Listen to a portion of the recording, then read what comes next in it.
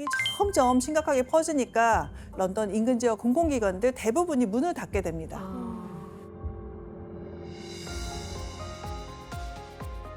그 때문에 케임브리지 대학교도 이제 학생들을 집으로 돌려보내게 되는데요. 어쩔 수 없이 아이작 뉴턴도 고향으로 돌아가게 됩니다.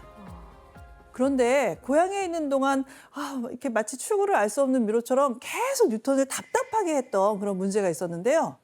답답하게 또 문제?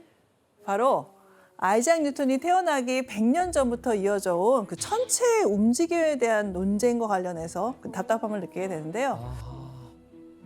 고대 그리스 시대부터 사람들은 이제 우리가 머무는 지구가 우주의 중심이라고 그렇게 생각을 하고 있었습니다. 이거를 천동설이라고 이야기를 하죠. 천동설은 기독교적 세계관이 더해지면서 점점 더 확고해지게 됩니다. 그리고 종교적 영향력이 막강했던 중세 유럽까지는 그 누구도 반박할 수 없는 절대 진리로 여겨졌습니다. 그런데 16세기에 그 금기를 깨트리는 사람이 나타나는데요. 바로 니콜라우스 코페르니쿠스입니다. 당시 카톨릭 사제였던 코페르니쿠스는 유럽 최고 천문학자이기도 해서 하늘을 자주 관찰을 했습니다. 그러던 중에 행성들의 움직임을 보고서 지구가 아닌 태양이 우주의 중심이라는 지동설을 떠올리게 됩니다.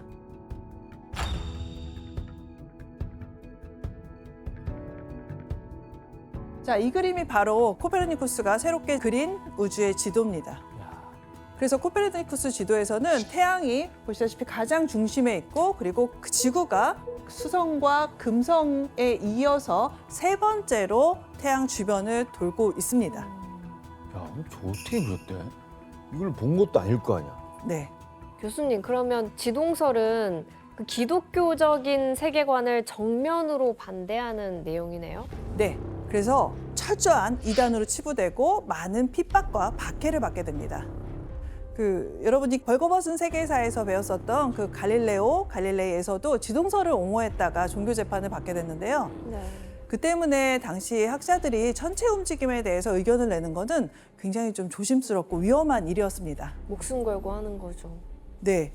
이처럼 천체 움직임을 두고 과학과 기독교가 이렇게 첨예하게 갈등하던 분위기 속에서 당대 학자들이 가장 큰 관심을 가졌던 문제가 하나 있었는데 과학으로 들이밀면 종교랑 제일 부딪힐 것 같아. 당시에는 달이 지구의 둘레를 돌고 있다. 이거는 이제 천동설이든 지동설이든 정설로 받아지고 있었습니다. 하지만 문제는 달이 어떻게 떨어지지도 않고 날아가지도 않고 계속 일정한 궤도를 돌 수 있느냐라고 하는 그런 질문을 하게 됐습니다. 내가 저 시대 살았으면 난 이거 안 믿었을 것 같아. 진짜. 그렇죠. 자, 어릴 때부터 자연현상을 관찰하던 아이작 뉴턴도 항상 달이 왜 지구 주변을 돌까 이렇게 그 원리에 대해서 고민하고 있었습니다. 그러던 어느 날 아이작 뉴턴에게 번뜩이는 아이디어를 가져다 준 사건이 발생하게 됩니다. 사과 떨어진 거예요? 그거 아니에요? 사과는 떨어지는데 왜 달은 안 떨어지는가? 와! 깜짝이야! 와! 깜짝이야! 야, 이씨! 와, 깜짝이야! 아, 나 뭐 뚝배기 떨어진 줄 알았어. 와 진짜 깜짝 놀랐어요. 이걸 누가 사과라고 봐. 야, 웬만한 이런 사과가 어딨어? 무슨 수박만한 사과를. 와. 깜짝이야. 몰랐네. 네, 바로 정원에서 달을 관찰하고 있던 아이작 뉴턴은 뉴턴의 머리 위로 사과 한 개가 이렇게 떨어지게 됩니다. 그 아이작 뉴턴은 떨어지는 사과를 보고 기발한 생각을 떠올리게 됩니다. 사과를 지구로 떨어지게 하는 힘이 달도 날아가지 않고 지구 주위를 계속 돌 수 있게끔 붙들고 있는 거구나. 자, 뉴턴이 말한 사과를 지구로 잡아당기는 힘, 그게 뭘까요? 중력이죠. 네, 맞습니다. 바로 지구의 중력입니다. 중력이라는 그라비트라는 단어는 무거움을 뜻하는 라틴어의 그래비타스라는 그 단어에서 유래했습니다. 교수님, 달은 지구에서 굉장히 멀리 떨어져 있잖아요. 근데도 이 지구의 중력 영향을 받는 거예요? 네, 맞습니다. 지구 중력은 지금 달도 끌어당기고 있습니다. 그래서 달은 사실 이렇게 사과처럼 지구 쪽으로 계속 조금씩 이 힘 때문에 낙하하고 있다라고도 이야기를 할 수가 있는 셈이죠. 안 돼. 네. 자, 근데 왜 달은 지구에 닿지 않는 걸까요? 자, 아이작 뉴턴은 물체가 운동할 때 이제 여러 가지 법칙이 있다라고 설명을 했었는데요. 그 중에 한 가지 법칙이 바로 관성의 법칙입니다.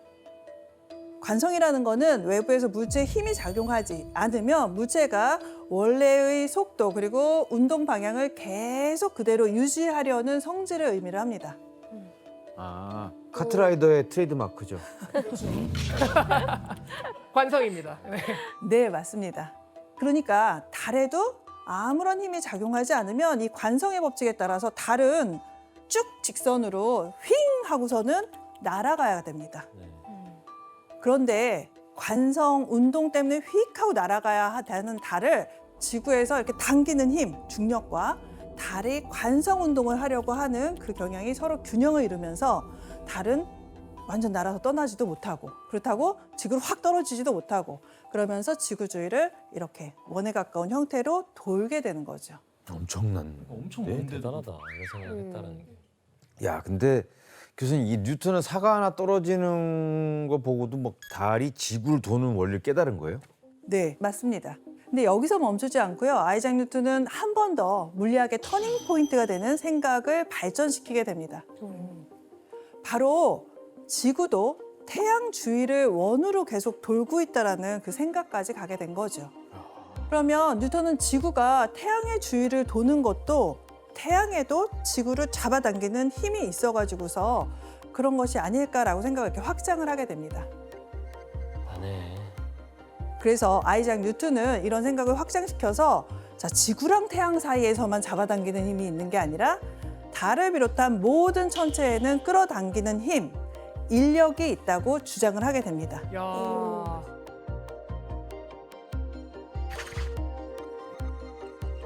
이러한 아이작 뉴턴의 이론을 세상 모든 물체에는 인력이 있다라고 해서 만유 인력의 법칙이라고 지금 부르고 있습니다. 아, 아이작 뉴턴은 만유 인력이 이렇게 달이나 태양이나 행성 같은 천체뿐만 아니라 질량이 있는 모든 물체에는 똑같이 적용된다고 주장을 하게 됩니다. 그래서 이제 우주나 이 지상계나 모두에 똑같은 과학적인 법칙을 적용할 수 있게 된 겁니다. 그래서 지금 서로 만유 인력이 느껴지시나요? 옆에 분들과? 당기는 거 있는 거예요? 네, 안 느껴지시나요? 전혀요. 형 지금 형 엄청 땡기고 있는데 형 지금. 미는 거 아니었어요? 땡기고 있어. 왜 미는 거 같이 느껴지지? 너무 미세해서 못 느끼고 있지만 사실 질량을 가지고 있으니까요. 우리도 서로 지금 만유 인력을 서로 작용을 하고 있습니다. 신기하네. 자, 이렇게 뉴턴이 만유 인력이라는 개념으로 천상계, 지상계 모든 세계를 합친 그런 통합적인 법칙을 내게 되면서요. 오랫동안 신비한 현상으로만 여겨졌던 천체의 움직임을 굉장히 단일한 법칙으로 과학적 이론으로 설명을 할 수 있게 됩니다. 근데 이제 앞서 얘기했듯이 당대에는 우주를 이해하는 관점에서 기독교 그리고 과학의 대립이 아주 극심했다고 했잖아요. 그렇다면 당시 기독교에 속했던 사람들은 만유인력 법칙에 대해서 어떻게 반응했을까요? 반감이 들었을 것 같아요. 저거 사탄이다. 뭐 이렇게 했겠죠. 이제 너 나니까 지금 들어준 거야. 어디 가서 얘기하지 마. 네. 근데 놀랍게도 만유인력 법칙은 종교계, 교회에서도 받아들일 수 있었습니다. 왜지? 바로 당대 기독교에서는 뉴턴이 말한 전능한 존재를 신으로 해석을 했습니다. 그리고 만유인력은 신이 이 세계에 관여해서 발생한 결과라고 보게 되는 거죠. 오, 천재인데요? 네. 이렇게 빠져나가나요? 태양계의 체계가 만들어지려면 현명하고 강력한 존재의 손길이 반드시 필요하다. 만물의 창조주인 신은 모든 것을 다스리며 우주에서 일어나는 모든 일과 일어날 수 있는 모든 일을 알고 있다. 신은 모든 곳에 항상 존재하고 있다. 근데 신이 아니면 해석이 안 돼요. 네. 이 힘 자체가. 그 덕분에 지동설 등 천체의 움직임을 과학적으로 설명하려던 것에 대한 반감을 누그러뜨릴 수 있었습니다. 그래서 만유인력 법칙이 과학과 종교의 갈등을 이렇게 부드럽게 해결을 해가지고서 과학이 이렇게 보편적으로 좀 편안하게 받아들여지는데 오작교 역할을 하게 되는 셈이죠. 제대로 했네. 그 네. 역할을 뉴턴이. 결국 만유인력 법칙은 우주와 천체의 움직임을 과학적으로 설명을 하게 됩니다. 그리고 나아가서 신 중심으로만 사고하던 그 시대를 무너뜨리고 과학의 시대를 새로 열었다는 점에서 인류 역사상 가장 위대한 발견이다. 그런 의의를 지니게 되게 되죠. 당시 아이작 뉴턴 나이가 고작 23살에서 24살 정도였다고 하니까 정말 대단하지 않습니까? 믿을 수가 없네요. 진짜 어렵네요. 윤수혜 씨, 그 만유 인력의 법칙을 탄생시킨 그 대단한 뉴턴의 사과가 한국에 있다고요? 에이. 네, 한국에 있습니다. 안 썩어요? 네, 아니 그걸 아니, 우리 어떻게 어디 들었지? 그러니까 사과가 있는 건 아니고 이제 사과 나무가 있는데 이제 그 네 번째 접목한 사과 나무가 카이스트의 이제 과학도서관 앞에 있습니다. 그래서 이제 뉴턴 사과나무 사과가 생각보다 크기가 크거든요. 그래서 아마도 뉴턴이 그걸 머리에 맞았으면 화가 나서라도 이게 왜 떨어졌을까 생각했을 것 같아요. 아까 우리 본 그러니까 우리 그만해요? 그것처럼 그거보다는 좀 죽지 다른데. 않았을까요? 그거 맞아요? 그쵸. 이런 식으로 접목한 뉴턴의 사과나무가 우리나라에 총 12그루 있다고 하더라고요. 네. 근데 진짜 유명한 사과나무구나. 자, 교수님 그럼 우리가 지금 누리는 이 과학 기술 중에 이 만유 인력의 법칙에 영향을 받은 것들이 좀 있나요? 네, 대표적으로 인공위성이 있죠. 오. 아이작 뉴턴은 만유인력 법칙을 밝혀낸 후에 만유인력을 수학적으로 계산할 수 있는 그 공식을 만들게 됩니다. 그 덕분에 달처럼 지구 둘레를 일정한 속도로 계속 돌 수 있는 인공위성 기술이 같이 발달할 수 있는 그 기반이 되게 되죠.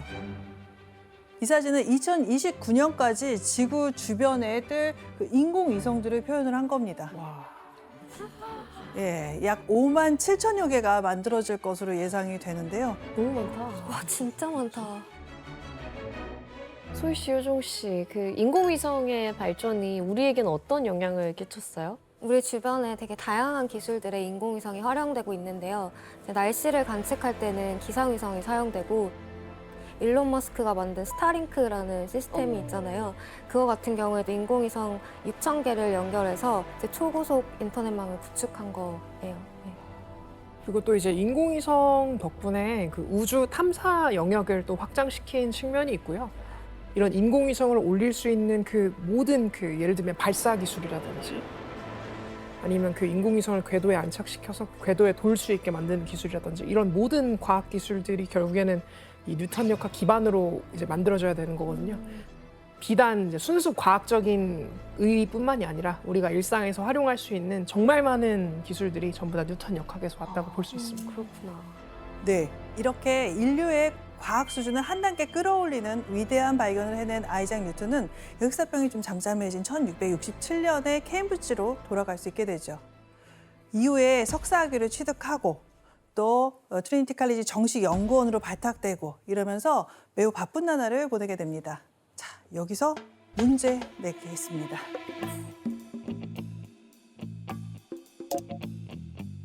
케임브리지의 연구를 이어가던 아이작 뉴턴은 새로운 일에 도전을 하게 됩니다. 무슨 일을 하게 됐을까요? 대학에서요? 네. 어려운데? 정답. 네, 규현 씨. 교수님들 방을 치워주는 같은 일 아니에요. 그건 야. 일의 연장선이잖아요. 그겠네요. 규현 씨 가슴 오답입니다. 아픈 일이요. 그러네. 너무 그러네. 광범위한데? 대학 본연의 일을 생각을 해보시면 아, 정답. 네, 이효정 씨. 조교를 했을 것 같은데요. 조교의 효정 씨 오답입니다. 정답. 네, 지원 씨. 교수. 지원 씨. 왜 망설이시죠? 애매한가 보다. 애매해. 아니요, 정답입니다. 어? 진짜요? 네. 진짜요? 네. 교수를 하게 된다고요? 천재인데? 네, 케임브리지에 돌아오고 2년이 지난 1669년에 아이작 뉴턴은 케임브리지의 교수로 취임을 하게 됩니다. 아이고 아, 나이도 어렸잖아요. 몇 년 공부했다고 갑자기 교수님이 됐어요? 네, 당시 나이가 겨우 26살이었습니다. 네, 굉장히 빨리 임명이 된 거네요. 네, 네. 아, 워낙 능력이 뛰어나서 그러는가 봐요. 그렇죠. 이때 뉴턴은 루카스 수학 석자 교수로 임명이 됩니다. 근데 교수님 나이가 어리잖아요. 근데 교수가 될 수는 있는 거예요? 그거는 바로 전임자였던 아이작 베로우라고 하는 교수가 있었는데요. 이 교수가 좀 아이작 뉴턴의 같은 아이작이라고 그래서 그런지 같은 아이작이네. 네. 그 뉴턴의 천외성을 일찌감치 알아본 덕분이었습니다. 그러니까 전임 규현 교수가 밑에 규현이를 또 이렇게 추천한 거 아니에요? 네, 그렇죠. 네, 마침 당시 케임브리지 대학교가 뛰어난 학자를 교수로 임명해서 이 학교의 좀 명성을 높이려는 그런 강한 의지를 품고 있었는데요. 그래서 뉴턴의 스승이기도 했던 이 아이작 베로 교수는 이제 교수직을 사임을 하면서 자신의 후임자로 아이작 뉴턴을 추천을 하게 됩니다. 그 뉴턴이 좀 소심한 성격이잖아요. 그런데 학생들이랑 이렇게 교류가 있어야 되잖아요. 교수를 그러게요. 하려면 어떻게 어땠어요? 가르치지? 네, 안정적인 지위를 얻으면서 이제 탄탄대로를 걸을 줄 알았던 그런 아이작 뉴턴의 교수 생활을 위협하는 일이 벌어지게 되는데요. 뭘까? 바로 뉴턴이 케임브리지 대학 학생들 사이에서 이제 기피 대상 1호로 등극을 하게 되죠. 재미가 없다. 학생들이랑 대화를 안 해. 네, 대화를 안 하기도 하는 데다가 수업이 너무 어렵다고 소문이 아. 나가지고서요. 어려워. 네, 난이도가 너무 높아서. 네. 그래서 당시 학생들 사이에 아이작 뉴턴에 대해서 퍼진 소문이 있었는데요. 네, 지현 씨가 한번 읽어주시겠어요? 형이랑 너무 잘 어울린다 이거. 우리 학교에 아무도 알아듣지 못하는 걸 강의하는 교수가 있대. 너무 잘 어울려. 그게 무슨 교수야? 네. 본인이 너무 천재였기 때문에 학생들 수준에 맞춰서 설명하는 게 좀 이렇게 힘들지 않았을까. 왜 쟤네가 저걸 모르지? 라는 생각으로. 또 심지어 뉴턴 강의가 너무 지나치게 이제 난해하다라는 이게 평이 이렇게 자자한 바람에 단 한 명의 학생도 수업에 참석하지 않는 사태까지 이제 벌어졌다고 합니다. 야, 그러면 속상하죠. 네. 어떡해. 자, 이런 일이 이렇게 계속 되니까요. 뉴턴은 점점 강의에 대한 이제 열정은 식어가게 되고요. 결국 아이작 뉴턴은 학생들을 가르치는 일보다 이제 혼자서 연구하는 거에 더 깊이 빠져들어서요. 전형적인 천재네. 당시 유럽 과학자들에게 치명적인 불편함이었던 망원경의 단점을 아이작 뉴턴이 해결을 해주게 됩니다.